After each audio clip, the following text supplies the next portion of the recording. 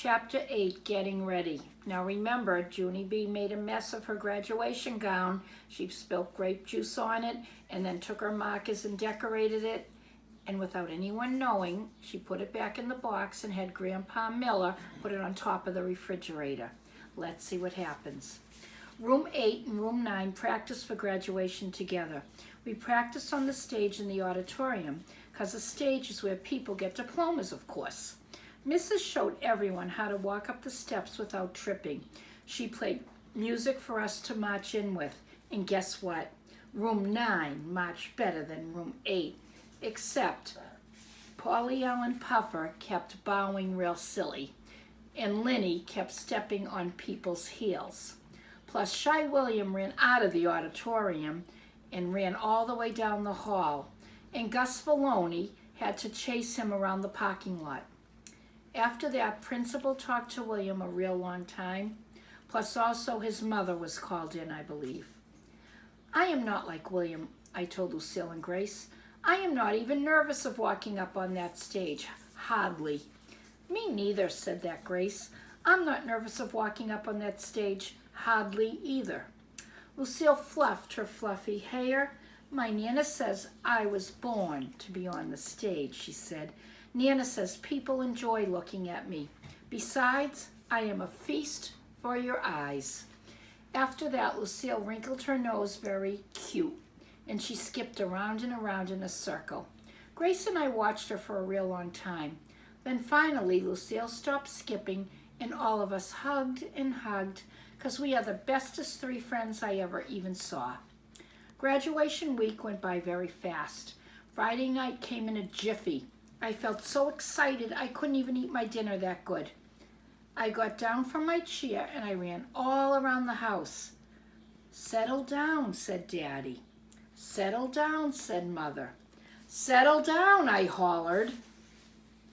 Then I laughed real loud, 'cause I am a hoot, that's why.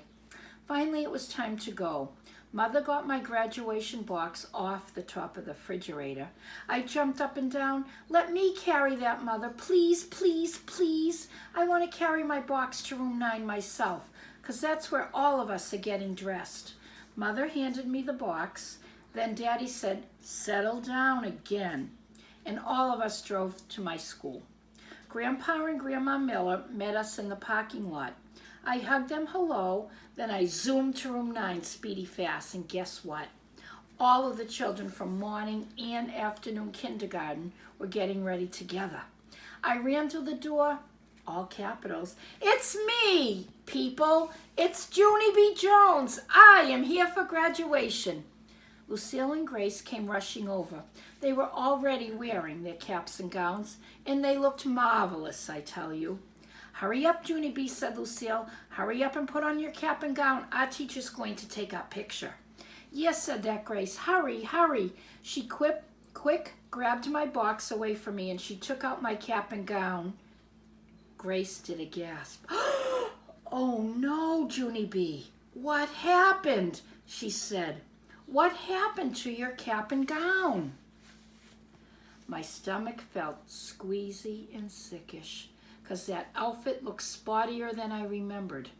Put it down, Grace, I said. Don't show people. I don't want anyone to notice.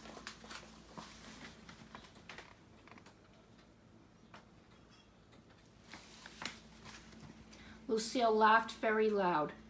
But that's so dumb, Junie B, she said. How could people not notice? You colored big purple splotches all over your graduation clothes. I did a huffy breath at that girl. Those are not big splotches, Lucille, I said. Those are purple polka dotties that I drew to blend in my juice driblets. And that is a whole different ball game, madam. Just then, some of the children heard me yelling, and they turned to look. Great, Lucille, I said. Now look what you did. You called attention to myself. And so now how can I even blend in? After that, I grabbed my graduation gown, and I ran to the back of the room. Just then I heard a voice, Junie B. Jones? I looked to the front of the room. It was my teacher. Mrs. stretched her neck to look back at me. Is there a problem back there, Junie B? She asked. I shook my head real fast. No, Mrs. No, I said, there isn't a problem. I promise. And so please do not come back here. And I mean it. Mrs. came back there. And what do you know? All of room 9 came with her. Mrs. took my cap and gown out of my hands. The children laughed and laughed at that thing. What kind of dumb gown do you call that? Said Meanie Jim. I know, said Polly Allen Puffer. It's the kind of gown that a clown would wear. Yeah, shouted Jim. It's a purple spotty clown gown. After that, the laughing got louder and louder. I put my hands over my ears to keep them out of my head. Then I tried to tell them about Raggedy Larry and the driblets and my purple-colored marker. And my nose started running very much, and I couldn't even talk that good. Finally, I started to cry. And guess what? Then nobody laughed anymore. On Monday, Chapter 9, The Time of My Life. See you after the weekend. Bye-bye.